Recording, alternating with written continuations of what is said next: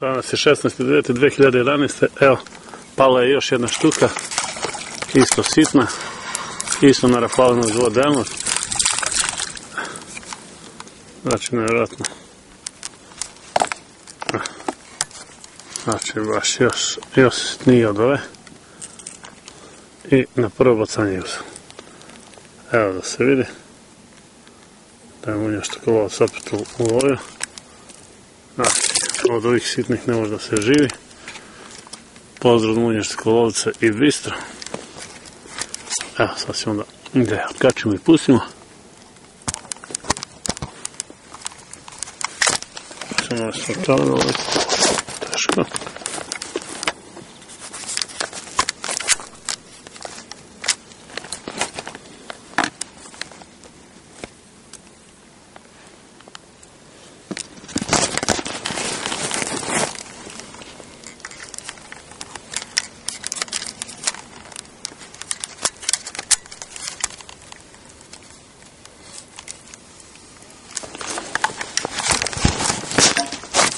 Malo nezgodno snimati iz dubka, ali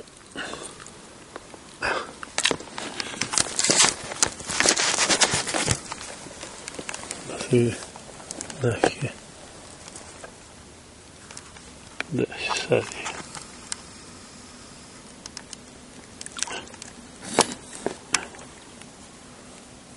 ne mrda, pustili smo je i evo.